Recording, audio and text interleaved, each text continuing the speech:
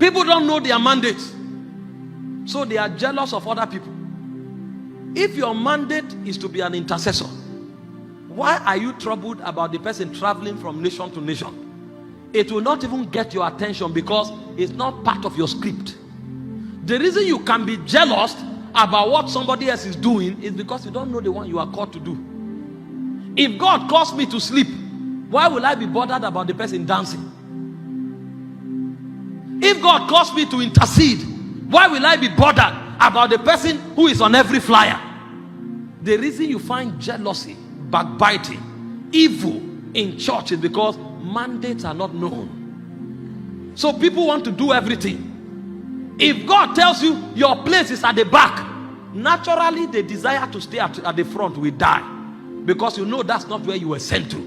But when people don't know their mandate, then there will be a problem. Remember, we are using Abraham, Moses, Paul, and Jesus as case studies.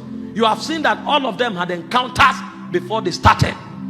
You would also see that every one of them had definite mandates from God.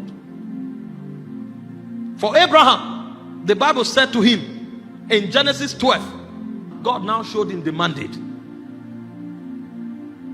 It said, I will make thee a great nation, and I will bless thee and make thee great, and thou shalt be a blessing.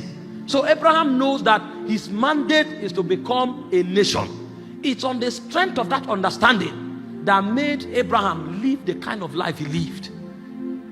When Abraham wanted to bury his wife, they offered to give him a burial ground for free. He refused, because he's building a nation. He doesn't want the people to come tomorrow and begin to fight assets with his children. He knew his mandate. When Abraham wanted his son to get married, he told Eliezer to ensure that they don't get a wife from him among these people. He said to send him back to his father's land and get a wife from among his people, because he didn't want corruption. He didn't want mixture.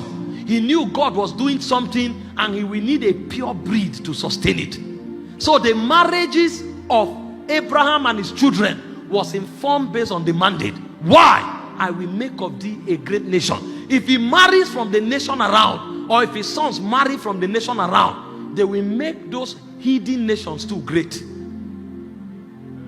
So the mandate informed their marriages.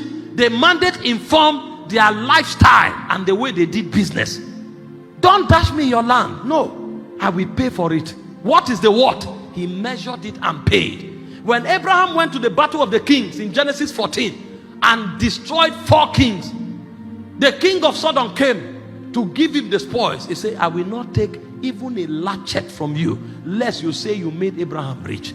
The man knew that God brought him to make a nation. That mandate informed everything Abraham did. You think you are a preacher? If you know you are a witness, before you preach one message, you will sit down until God talks to you, because you know for you it's not Bible study. When you talk, you are moving a generation to another dispensation. You have not known your mandate. That's why you can do what every other person is doing. When the new hairstyle come out, you are the first to model it. When they bring new fashion, they are tearing their jean. When they see you on Monday, your jean is torn with a very big canvas, and then you are walking like this. Why? Because when you come, you can read the Bible. If you know your mandate, you will know it's not about reading the Bible. You will know you are an oracle. You bring the oracles of God to a generation. And people who are able to carry the oracles of God, they hide in the secret place until the shadow of the Almighty comes upon them. And sometimes for you to be able to touch that shadow, it will take 1 week.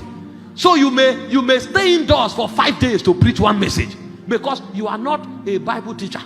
You are not a theologian. You are a witness to a generation. Only your mandate can confer such burdens on your heart. You find people loafing around and calling themselves ministers. It's because they don't know their mandate. A man like Abraham cannot afford to be careless around family, because he knows that God have raised him to what? Become a great nation. And he knows the tributary through which that nation can be formed will be through family.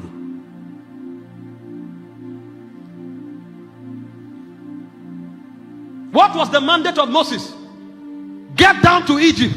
Tell Pharaoh, let my people go, that they may worship me.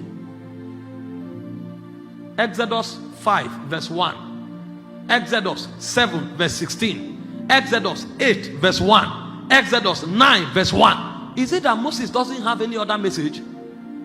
The mandate will determine what you preach. You don't preach because there's so much to say. You preach because your mandate will give you a message for your generation. Have you seen men who truly make impact in life? Billy Graham preached salvation and the cross for more than 68 years of ministry.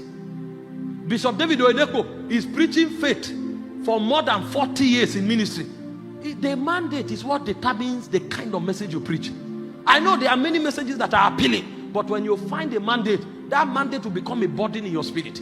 Your life and your communication will communicate that mandate. When you see people who don't have specific direction, they've not found a mandate.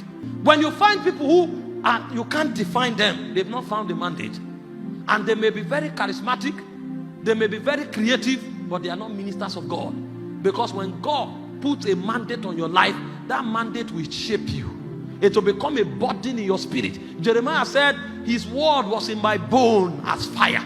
Even if he didn't want to, that fire won't let him rest. And so everywhere he goes to, the fire pushes him to utter those oracles.